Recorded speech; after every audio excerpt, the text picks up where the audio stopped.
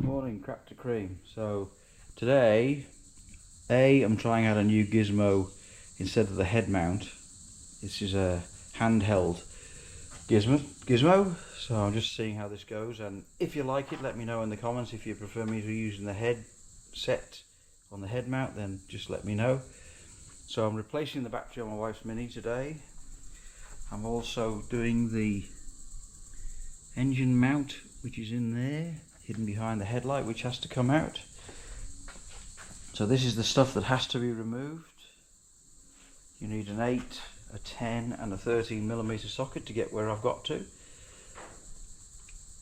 I didn't disconnect the wire as is shown in some of the videos on the, just lay it on top, pull out all the panels and all that sort of stuff, and then it's relatively straightforward to get to it. Just remember to take the vent out, which I've done already. Something else I found, so on one of the videos it showed a little gizmo that you plug into the OB2 connector, and that retains all the factory settings while you've got the battery disconnected. However, the reason I've opened the window is because if you open the door and it powers the system up with the battery disconnected, it blows the fuse on that little thing, and then that doesn't work any longer. So I think right now I've got to reset all the radio settings and all that sort of stuff anyway. So that was my first boo-boo. Didn't mention that in the other videos. Anyway, so that's a handy little hint and tip that I found, and then a little hint and tip, right, don't open the door when you've actually got it connected. I'm sure, hoping you can see it in there.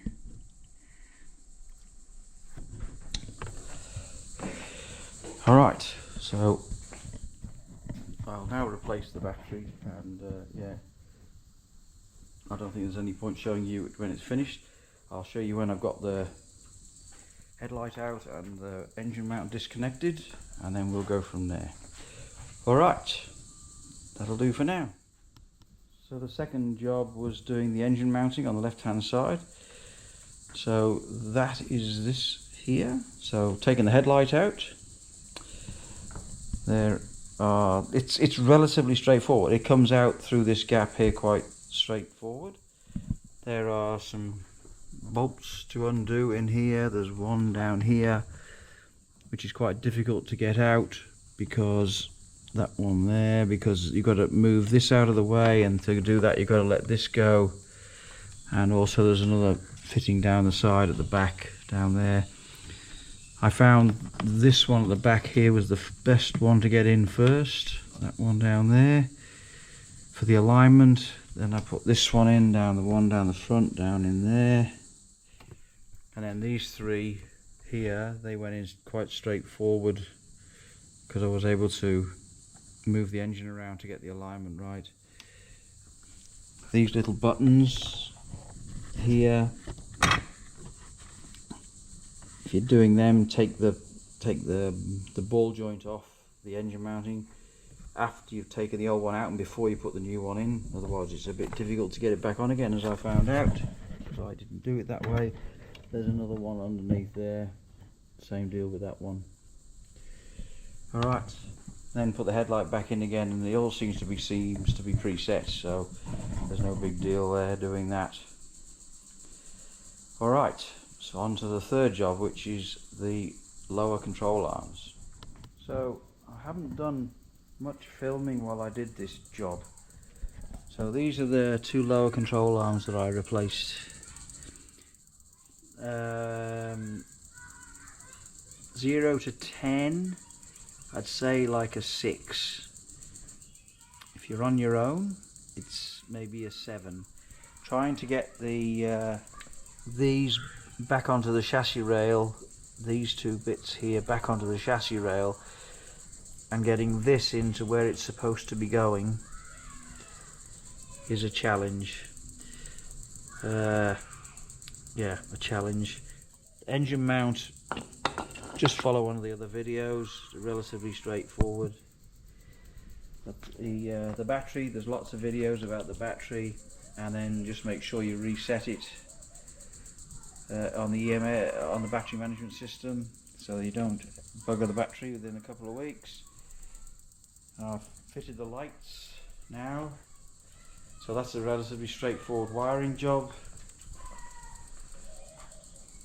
So they work, and the old ones that are in the box there are just about to disintegrate. So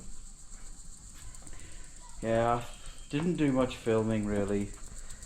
I didn't think you'd want to watch like 4 hours of me struggling to try and get these on and off. So the crossmem, the lower control arms, were the hardest job out of the 4 that I've done today.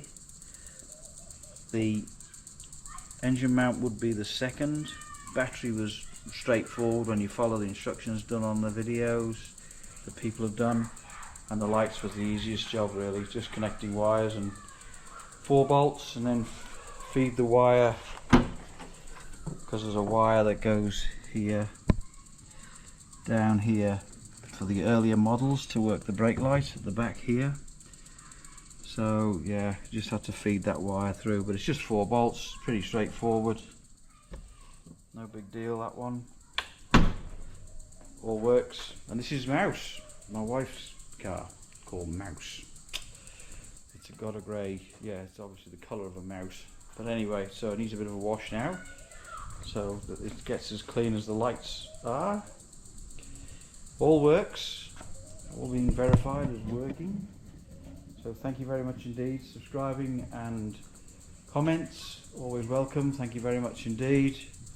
And yeah, I'll move the MG back in now and head towards trying to get the maybe get a run out of the engine or something close to that. Get the steering column in. Anyway, enough waffle. Have a nice week, and yeah, thanks for everything. I'll see you again, and bye for now.